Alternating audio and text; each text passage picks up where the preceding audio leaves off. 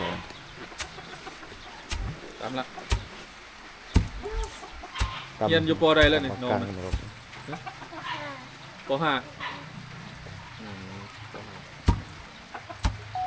น้องเรียนอยู่ป.5เนาะช่วยแม่ตอนเข้าแต่ดึกแต่เช้าฝนตกอีก แข่งคนต่ำนี่ นางยังนี่ซื้อยัง นวล ฮะ นวล นวล สุนวล นางนวล นางนวด นวดนางนวดเรียนอยู่ป .5 ยังเข้าโรงเรียนอยู่หรอวะยังเรียนอยู่เนาะป .5 แล้วผมเรียนอยู่บ้านนี่ปะมีโรงเรียนปะอยู่บ้าน บ้าน นางนวดเนาะเรียนอยู่ป .5 ตื่นแต่เช้าวันนี้บ่ได้ไปโรงเรียนบ่มื้อนี้ ไปบ่ น่าจะบ่ได้ไปแล้วฝนตก โอ้ฝนตกบ่ได้ไปบ่เพิ่นย่างไปบ่เนาะ งาม ย่างไปโรงเรียนได้เนาะตรงนี้ก็ยามเฮ็ดให้เฮ็ดหยังนะฤดูเก็บเกี่ยวเข้าให้นะน้องก็เรียกพ่อแม่นะอันนี้เพิ่นตำเอากลางมันออกแล้วเพิ่นก็สิไปสีเพราะว่าเพิ่นมีโรงสีแล้วเนาะอันนี้เพิ่นตำเอาตัวเข้ารีบมันออกซื่อ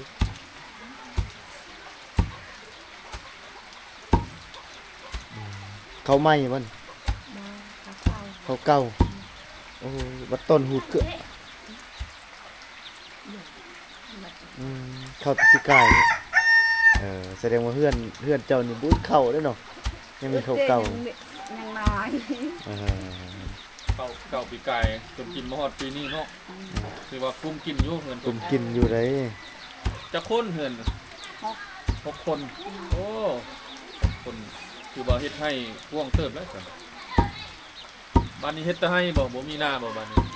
มีแต่ให้เนาะเฮ็ดให้อยู่จอมผู้พุ่นแหละเอาตื่นแต่เช้าจะได้กำเข้าซอยแม่กัน ไปทางได้นี่เอาเล่ทางเลยโอ้เนาะ เล่นเลย เล่นยิ่งใหญ่เลย กระลู อย่าหันกล้องเล่นเลย กำลังเข้า เงียบอยู่เนี่ยบอกเงียบอยู่เนี่ยต้องตั้งซื่อๆถ่ายย่างไป อ้าวผมชอบรถมาอายุ นักนึงบอกใกล้มาเลย ไก่ ทอดดอกรักแล้วอยู่ในบ้านนี่ ทอดได้หลัง อยู่ตำรวจเมื่อ บ้อง รถบ้านนี่ ยังต่ำอยู่ได้นี่เนาะเวลาว่างๆแล้วมาตั้มมันบอกเวลาบ่ว่างแล้วก็เฮ็ดอย่างอื่นพี่น้องไว้เนาะบ้านนี้เจ้าตั้มมันนี่เกือบผู้เพื่อนเลยบ่แก่เห็นเกือบทุก เอาคนโอ้ ๆตารางเฮือนนะนี่นะให้เจ้าตั้มฮู้สมเนาะ ปัดจะเป็นบ่เจ้าปัดเป็นบ่ เฮ็ดของคนสุดแต่บ่ทันได้ตั้มเนาะนี่ยังกำลังอันนั้นนี่ครับบรรยากาศของสมเนาะยามเช้าๆอยู่ที่ชนบทแห่งหนึ่งของพี่น้องชนเผ่ามังกรเนาะเพราะว่าเมื่อคืนนี้บ่าวแก้วได้นอนอยู่ที่หมู่บ้านนี่แหละแล้วก็ตื่นเช้ามาเลยออกมาเก็บภาพบรรยากาศให้ท่านผู้ชมเฮาได้บ่ได้ชมเนาะในยามเช้าๆจนมื้อเช้าฝนได้ตกอีกท่านผู้ชมเลยไปบ่ได้บ่าวแก้วก็ได้ฝนก็ตกยามเช้าอยู่ตอนนี้ยังฟ้าห้องฟ้าเรือนอยู่ท่านผู้ชมเนาะตอนนี้เพิ่นสิพัดเข้านี่อะไร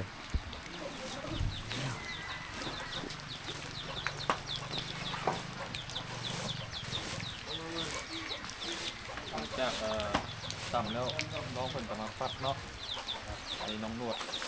เรียนอยู่ป .5 เพิ่นฟัดเอาตัวเม็ดเข้ารีบออกแล้วเพิ่นจะเอาไปสีเอาได้ว่าเงินน้องเพิ่นมีทั้งสีแล้วคือชีวิตของหลานน้อยในชนบทแบบนี้แหละต้องเฮ็ดเวียกเฮ็ดงานต้องเป็นทุกอย่างถ้าบ่เป็นบ่ได้เนาะเพราะว่าเพิ่น ก็ต้องขยันแบบนี้ น้อยๆเลยให้ผมจักเฮ็ดเวียกกันถ้าบุษันใหญ่ๆมานี่เฮ็ดเวียกบ่เป็นเลย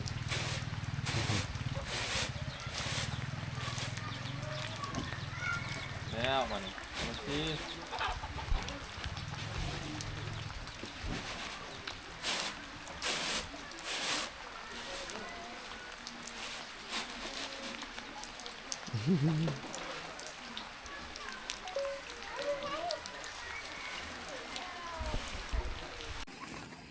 ไปเชื่อมประจำหมู่บ้าน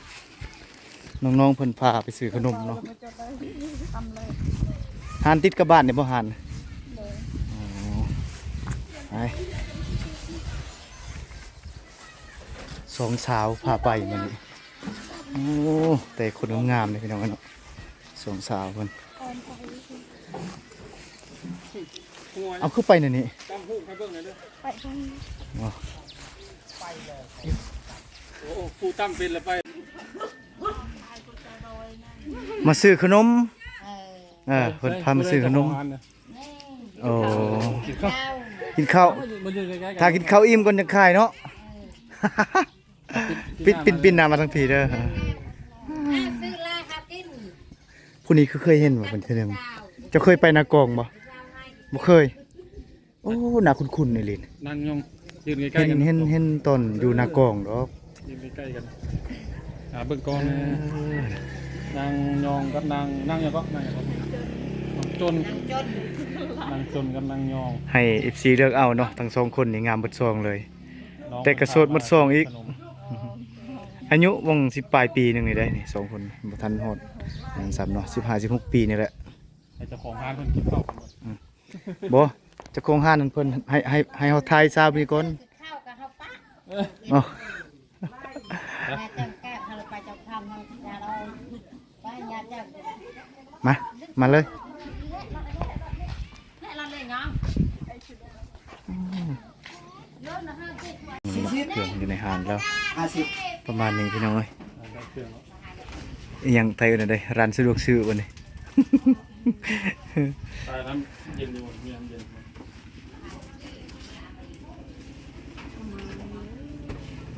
บ่ฮะ เอาดูเอา นี่ดิเปิดอันในตู้นี่เปิดน้องยองเพิ่นสิเอาหยังเนาะ น้ำเลยเนาะน้ำเลยนี่เอาอย่างต้นอะไรนะ น้องจนน้องยอง โอ้เพิ่นเปิดชั้นที่สองเนาะ เพิ่นเปิดชั้นสองเอาเนาะเปิดชั้นหนึ่งเอาตัวใดบัดนี้ เอาตัวเย็นๆเด้อเบาเด้อตัวบ่เย็น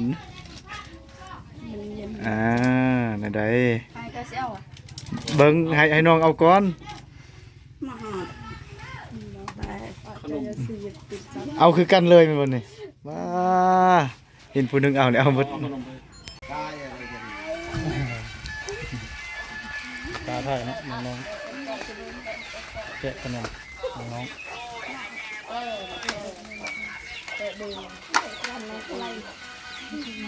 การมาเสียสุดำละอ้อมเต้นเบ็ดเลยใจอันสุดเอ็ดเลยสาวละจ่าสาวละจ่าสุดละเต้ด่าเต้ห้าเบ็ดสะอาดไหม เป็นได้คบกันอยู่บ่บัดนี้คบกันอยู่บ่ เต้ด่าเอาไม่ก็ได้ ๆเป็นอยู่บ่เจ้าบ่เป็น ยังบ่ได้เรียนแมันบ่จังได๋ก็เป็นเรียนจังนะ ทั้งคู่มีครอบครัวแล้วเป็นมาเพื่อดินกันมายองแล้วเนาะเพิ่งเฮือนเพิ่นเด้อนี่แหละเนาะบ้านเฮือนเพิ่นเนี่ย จังน้อยจังขึ้นเด้อ ทีมงานเขาว่าสิขึ้น เด็กบ้านมาเพื่อน อย่างดี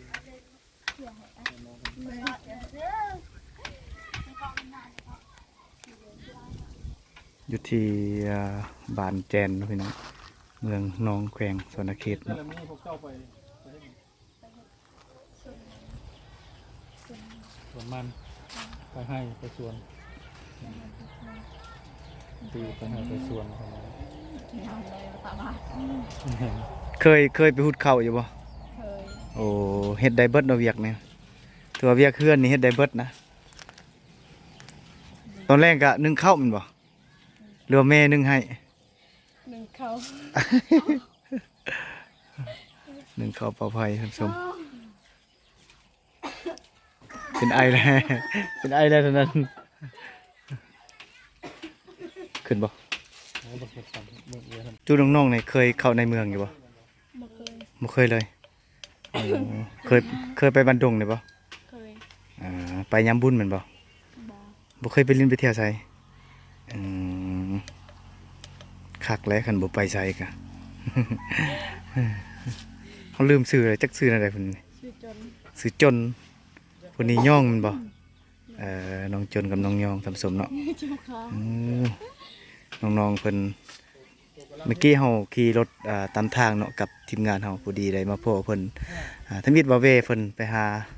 เบิ่งเพิ่นตากข้าวแต่มาพบน้องเพิ่นก็เลยได้เอาน้องเพิ่นพาไปซื้อขนมอยู่ห้านได้ก็แจกให้หลานน้อยเพิ่นในได้กินในเขตชนบทอันนี้เฮาสิมาขึ้นเยี่ยมยามเฮือนน้องน้องยองเนาะนี่คือเฮือนเพิ่นเฮือนสันบ้านซองพี่น้องประมาณนี้เนาะเฮาสิขึ้นไปเบิ่งภาพบรรยากาศอยู่เทิงเฮือนเป็นอันใดเนาะ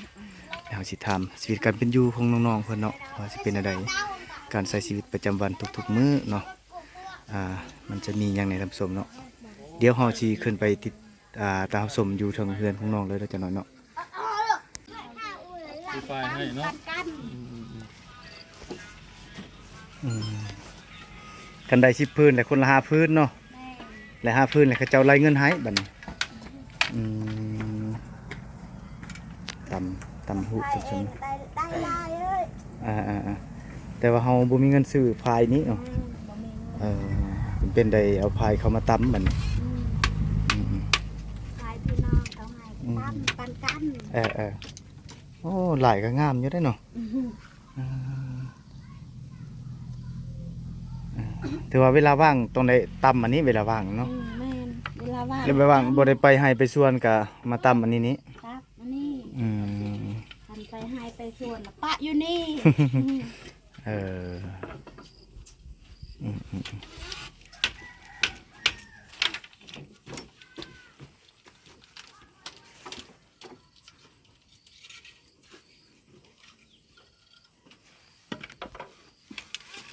ไป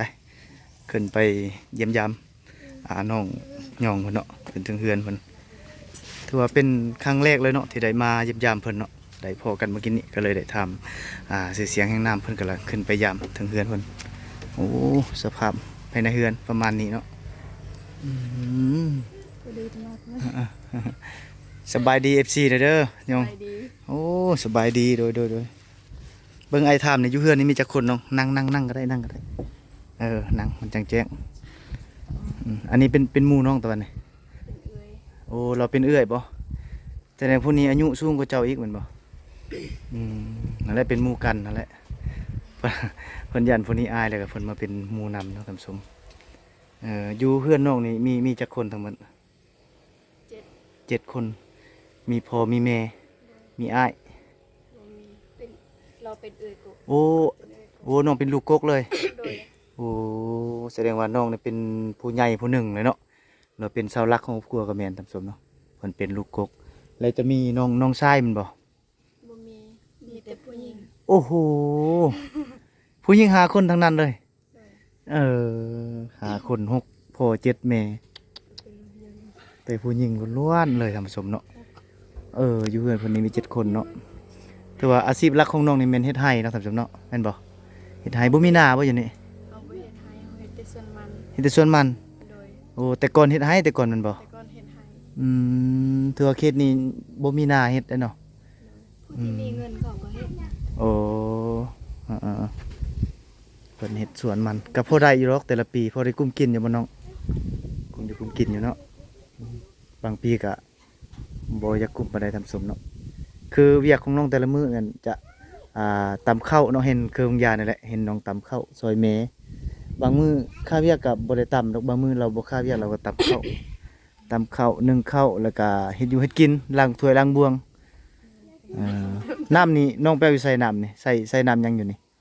น้ำบาดาลพุ่นเลยไปตักเอาอยู่กลางบ้านพุ่นโอ้น้ำเฮาซุปเอาในนี่บ่บ่มีน้ำประปาอยู่นี่เนาะโอ้ถ้ามาตอนแรงอาจจะเห็นน้องเพิ่นหาบน้ำเนาะอันนี้น้องหุ่นยังบ่ทันได้ไปประมาณ3 โมงนี่แหละจะน้อยไปมันบ่จะน้อยไปโอ้จะน้อยไปหาบน้ำถ้ามีเวลาโอกาสหน้าเนาะทีมงานเราจะมาเยี่ยมยามน้องอีกเทื่อนึงเนาะน้องอยู่บ้านแจนเมืองนองแขวงสวรรณเขตน้องเป็นคนชนเผ่ามังกรแม่นบ่ชนเผ่ามังกรน้องเพิ่นออกโรงเรียนแต่น้อยๆพุ่นแหละน้องเคยได้เรียนอยู่แต่ว่าออกโรงเรียนแต่น้อยๆเนาะเพราะว่าเนื่องจากว่าสภาพครอบครัวมันบ่อำนวยความสะดวกทำสมว่าซั่นเนาะ ก็เลยคือว่าน้องเป็นเสาหลักครอบครัวซะเป็นผู้ดูแลเบิ่งแยงพ่อแม่หรือว่าน้องเป็นอยู่ใน5คนเนาะเพิ่นว่า7คนมีแต่ผู้หญิงเบิดเนาะน้องอะไรเป็นผู้เสาหลักครอบครัวถือว่าน้องนี่ยังบ่เคยเข้าในเมืองจักเทื่อเนาะยังบ่เคยเข้าในเมืองจักเทื่อเนาะเดี๋ยวเฮาสิเข้าไปเบิ่งทางในเฮือนเนาะมันเป็นอะไรสภาพการทางในเนาะเดี๋ยวคร่าวๆอนุญาตเด้อโอ้อันนี้เขาเปลือกได้นี่เนาะเขาเปลือกเขาให้วะนี่ใส่น้ำกินอันนี้ตักมากินเหือนก็บริใหญ่ทำสมเนาะเหือนน้อยๆเหือนของน้องมันเนาะถ้ามีโอกาสเลยโอกาสหน้าเลยทีมงานเราจะมายิ้มแย้มทำข่าวคนอีกเนาะอีกเทื่อหนึงรอบนี้บังเอิญได้พอกันระหว่างทางเลยเด้เมื่อกี้นี่เด้ ใครแต่น้องเพิ่นบ่ขี้คุยเด้เราถามปึ๊บเราก็ตอบปึ๊บเนาะปกติอายก็ไปตลอดได้สายนี่แต่ว่าใกล้ไปใกล้มาก็ไปใกล้มาอยู่เลยบ่เคยเข้ามานี่จักเทื่อเลยก็มื้อนี้ได้เลยเข้ามาเนี่ยกับทีมงานเพิ่น